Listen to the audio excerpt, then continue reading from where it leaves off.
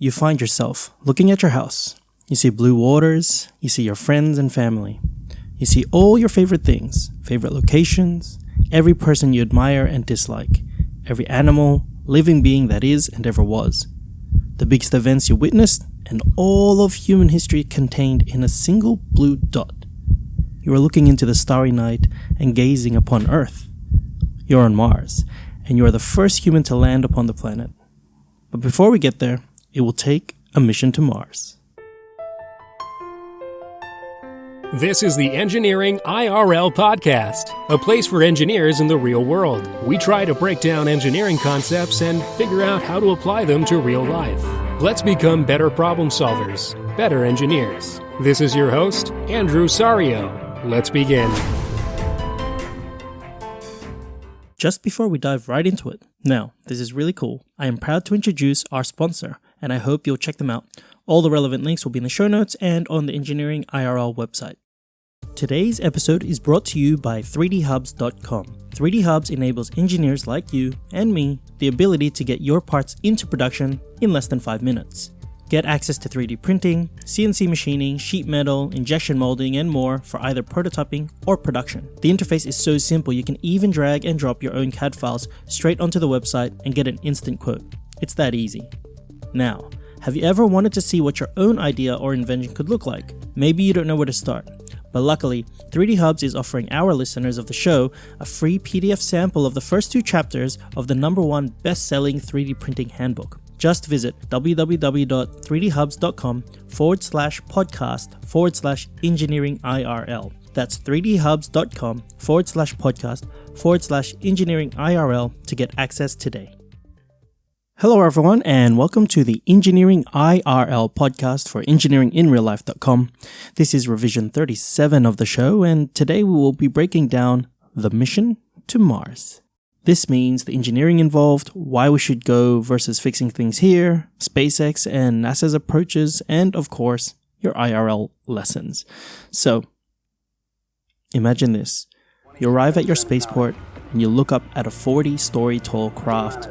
You check in your stuff and you get in your spacesuit, you board the ship, and are in your seat lying on your back, faced towards the sky. A literal explosion underneath goes off. Millions of horsepower going off like thousands of the most powerful cars combined as the entire craft shakes and rattles. You have to push your lungs forward through the drag of the atmosphere. Crushed into your chair, you're like a leaf in a hurricane. The reason is 1/2 rho v squared s. 16 times the speed of sound. As you accelerate harder and harder, the light blue Florida sky starts to get darker and darker, and then suddenly black. And the engine shut off, and you're weightless. Wow. That was NASA astronaut Chris Hadfield describing the experience in his masterclass. And what's crazy about that is this might be the same experience for billionaire Yusaku Maezawa as he makes his way to the moon on SpaceX's reusable rockets. He'll be aboard the first manned mission of their Starship, which will be the same that goes to Mars. He basically signed up for it. Elon Musk's already announced it, and he's going to be the first. Regardless of his money though, flying economy, business, first class, you can't escape that experience. This is due in part to the calculations behind achieving escape velocity and the rocket equation. So consider the force of gravity keeps you grounded. You would need a certain amount of force to counteract that and then escape Earth's gravity. It turns out that this is a whole bunch, and you need enough thrust to achieve around 11.2 kilometers per second. And how do you get that thrust? Well, you have to burn some fuel. That explosion we mentioned earlier? Yeah, that. And you have to do that for some time to firstly achieve that speed and then maintain it. Now, consider as you burn fuel, the weight of the rocket itself is reducing as well. So then you need to work out how much fuel you need to get to space for the weight that you're actually bringing up. If you want to send a human, then that costs more fuel because that's more weight. And if you want to bring luggage, well, it increases again. This is the basic purpose of the rocket equation, to determine if you can get to space. Anyways, this just gets you to space, right? This doesn't solve the whole picture at all. It's like the first voyages, as our ancestors have always done, going out to sail to other countries. But all you figured out is the calculation for buoyancy needed to float and bring people and luggage. If you've only got that equation, I mean, you haven't figured out exactly where you're going yet, what you're going to bring, what is needed to survive the voyage itself, what to bring to survive in the new location versus what you're just going to build there. What to eat and drink, how to go back, how will a settlement be established, what you'll drink and eat there. And for Mars, I mean, there's still problems to solve, but we can do it. It's not rocket science. Well, except for that it is, and it goes beyond that. Speaking of rocket science, let me just clarify real quick that in the early days of NASA, they primarily had rocket engineers and scientists.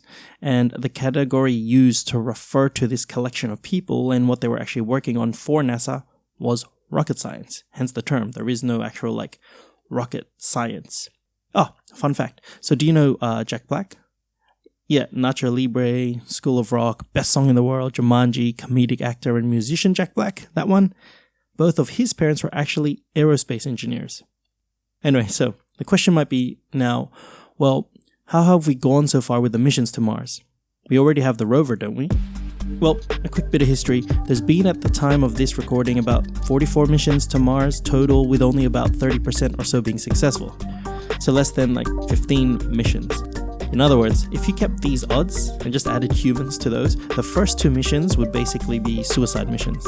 So engineers need to work hard to have the systems in place and design appropriately to make this as safe as possible.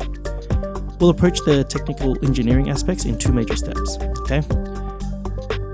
First is the engineering to get there, and the second is the engineering to stay there. So for getting there, we have to talk about the rocket itself, ground control, but with a lens on the engineering more so than the science of it. So let's start with the systems on board and the systems of ground control. As the Mars mission is ultimately establishing a city on the red planet, the ground control has to change from being simply a launch complex to a spaceport that can handle different kinds of spacecraft and rockets and, have them go at a rate that's more than ever before. It's not about a singular launch, it's about multiple. Like the NASA's SLS for the Artemis 1 program. I'll touch on the Artemis 1 program a little later, but the ground systems in mission control is used for monitoring and control of the spacecraft. The job is to sample the telemetry stream, so that means monitoring to make sure things are going well, then collecting data, and doing navigation calcs, and then sending commands back to the ship. Yes, this is the same for manned and unmanned missions. You can imagine as, from what they show in the movies, there is numerous seats, screens, and controls with newer launches like what you can see on the SpaceX live streams of their launches. The mission control has modern computer systems and many screens as well as large TV wall. It's essentially the same kind of stuff, just with newer tech. All of those scientists, operators, engineers you see in those rooms are there for supporting the mission itself from the perspective of power, propulsion, attitude control system, which takes care of the orientation of the spacecraft. They would have custom-made applications, alarm screens, diagnostic information, and more. This would include the controllers as well as computers, and all tied together with their communications network. There's also all the engineering around the technology and processes to get the rockets to the launch pad, the safety systems to be sure to have safe shutdown sequences in case of a failure, a deluge system, and communication systems.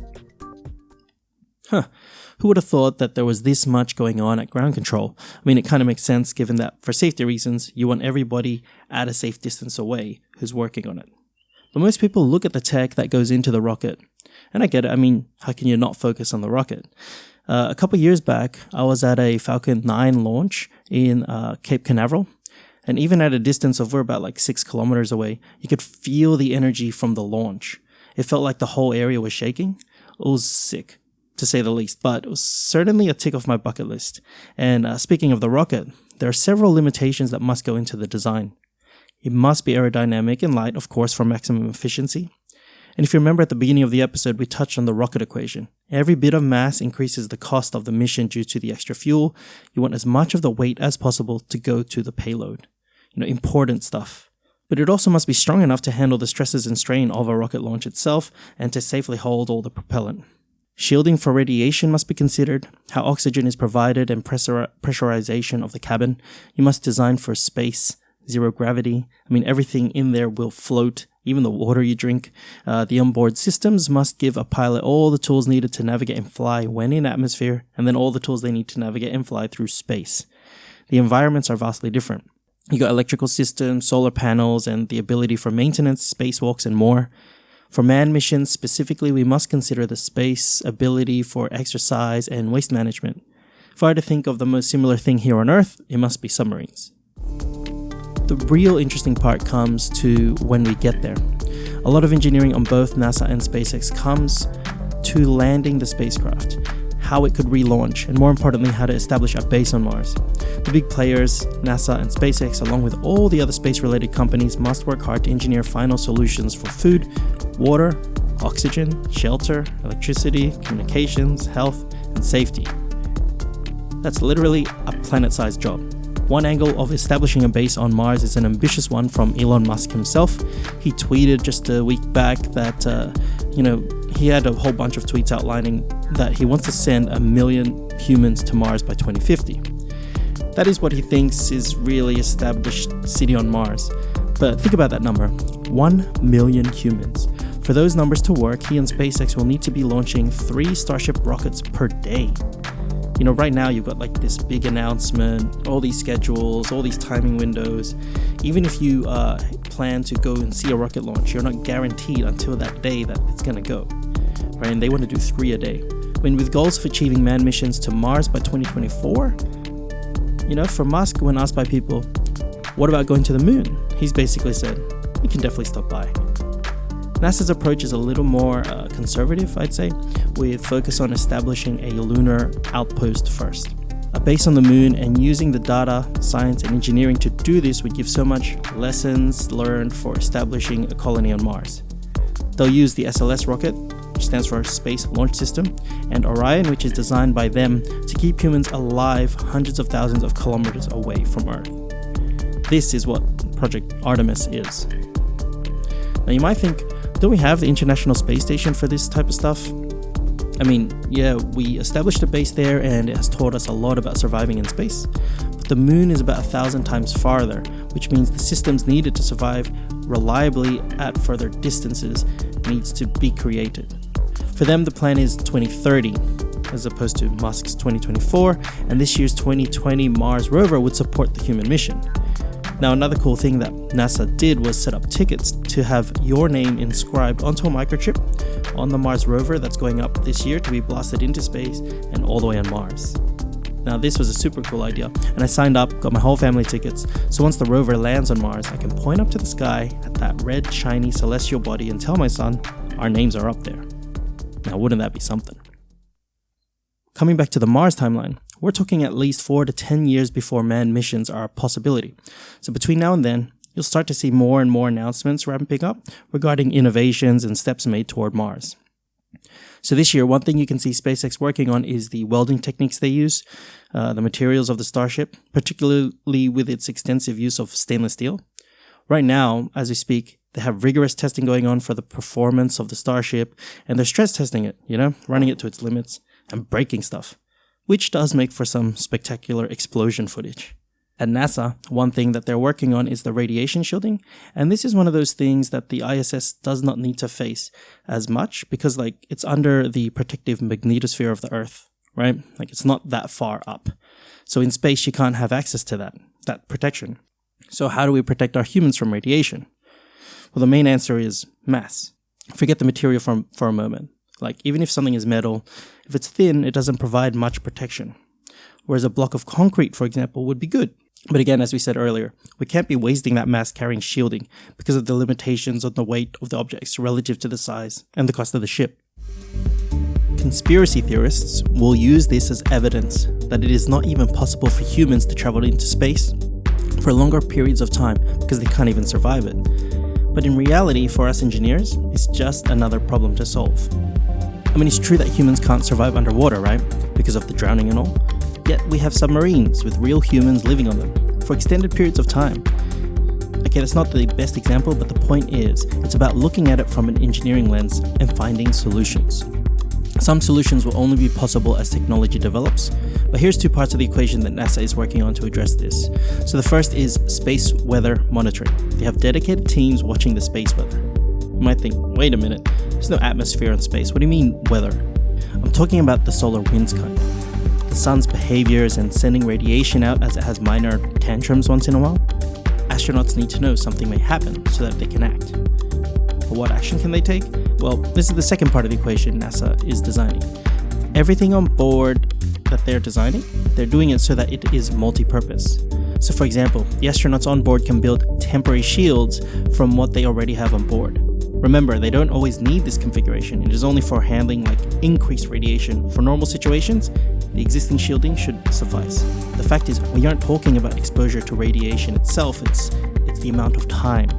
Anyways, when they get to the moon or Mars, the idea is to use the lunar or Martian surface materials, like the soil, and put them on top of the structures or habitats that they build to provide the shielding, rather than taking this material on the voyage. Again, you can't have empty mass. JPL, which is Jet Propulsion Labs, they're working on creating oxygen on Mars. The idea is to make oxygen from Mars's atmosphere. They say it's a unit called a solid oxide electrolysis unit, which is basically a fuel cell in reverse. Okay, you can look that one up. I mean, we won't have time to break that one down in this episode. I know. Look, at this point, you can see there is still a lot to consider and design solutions to be tested and finalized. This one episode will not cover all the engineering and is only scratching the surface. There's still so much to do. But then the question becomes, why should we go there? And shouldn't we fix things here on Earth first before we ruin another planet?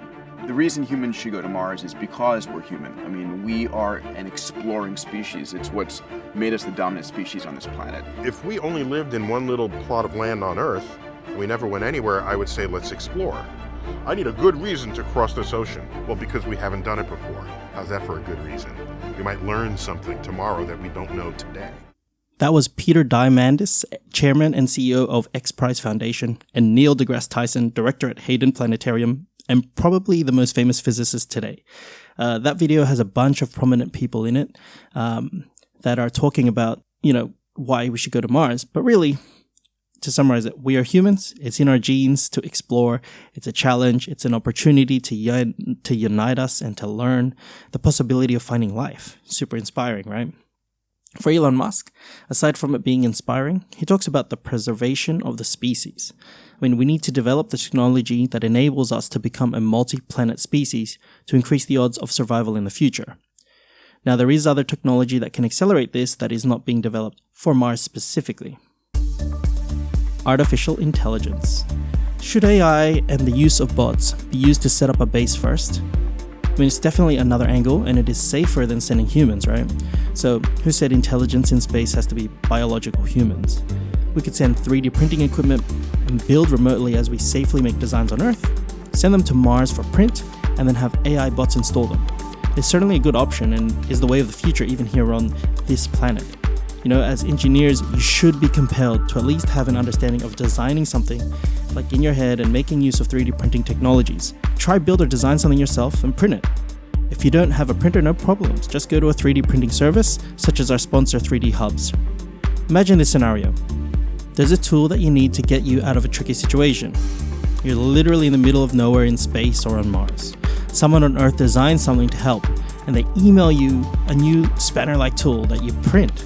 Boom, you wirelessly sent a tool across space, and it's already possible. NASA has held competitions already where they get kids to design tools, and the winner gets their one sent to space for printing by the scientists on board the International Space Station.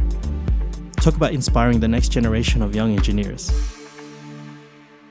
Now, it wouldn't be this show without some IRL lessons. The first thing is, you can't only find your rocket equation if you want to become interplanetary. That's to say, you can't just decide you need to save $12,000 and calculate you need to save $1,000 a month. That's the equation. Now, how are you going to save it? How are you going to survive the next 12 months not using that money? Well, you need a budget. When you get to the $12,000, then what will you do with it? What are the roadblocks, limitations? A goal or a principle can be a good guide or first step, but you need a real plan for there to be any execution. Next is, it takes a team to achieve something great. In this case, it will take humanity to achieve the greatest feats of known consciousness. I was talking on the DMs to current NASA astronaut Johnny Kim, who's previously a Harvard-trained doctor, and before that, a US Navy lieutenant, a Navy SEAL. What a resume, right? You might consider him as an example of success. I asked him about his success, and he said that he couldn't have made it where he was on his own, and that he had a lot of support and help from teachers, mentors, friends, and family. Let that sink in for a moment. Mars in our lifetime. Our kids could be the generation that existed only knowing we've already been to Mars. A second giant leap for man, a gianter leap for mankind. All right, whoever lands there first can work on the catchphrase, right? But who knows? In your lifetime, you, using future social media, you could literally be chatting to a Martian or virtually meeting one.